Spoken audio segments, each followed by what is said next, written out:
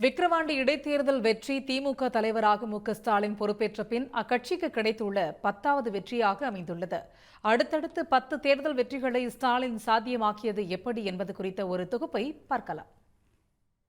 கலைஞரின் மறைவுக்கு பின் திமுக தலைவராக பொறுப்பேற்ற முதலமைச்சர் ஸ்டாலின் தலைமையில் கடந்த 2019 நாடாளுமன்ற தேர்தலை அக்கட்சி சந்தித்தது.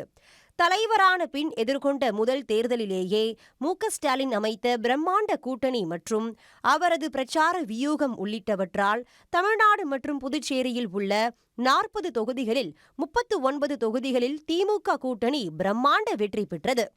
அதே தேர்தலுடன் இணைத்து நடத்தப்பட்ட 22 தொகுதிகளுக்கான இடைத்தேர்தலில் அப்போதைய ஆளுங்கட்சியான அதிமுக 9 தொகுதிகளில் மட்டுமே வென்ற நிலையில் ஸ்டாலின் தலைமையிலான திமுக 13 தொகுதிகளில் வெற்றி வாகை சூடியது. 2019 ஆண்டு 9 மாவட்டங்களில் 2 கட்டங்களாக நடைபெற்ற ஊரக உள்ளாட்சி தேர்தலிலும் திமுக கூட்டணி அதிக இடங்களை வென்றது.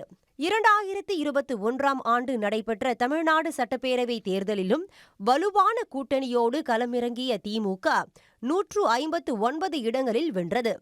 இதில் ஸ்டாலின் தலைமையிலான திமுக மட்டும் 125 இடங்களில் வென்று தனி பெரும்பான்மையுடன் ஆட்சியை பிடித்தது.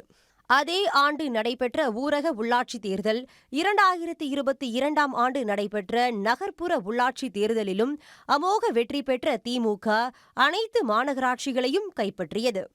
2023 ஆண்டு ஈரோடு கிழக்கு தொகுதியில் நடைபெற்ற இடைத்தேர்தலில் திமுக கூட்டணியில் இடம்பெற்ற காங்கிரஸ் வென்றது.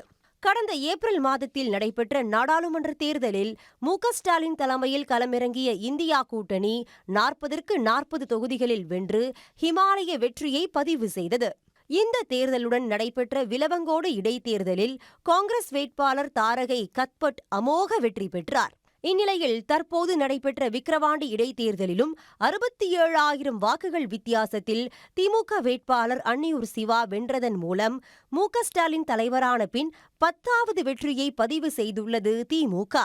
5 ஆண்டுகளாக தொடரும் வெற்றி பயணத்துக்கு முதலமைச்சரின் செயல்பாடுகளே முக்கிய காரணம் என திமுகவினர் மட்டுமல்லாது கூட்டணி கட்சி தலைவர்களும் பாராட்டு தெரிவித்துள்ளனர். உடனுக்குடன் செய்திகளை தெரிந்து கொள்ள சன் நியூஸ் பெல் ஐகானை கிளிக் பண்ணுங்க.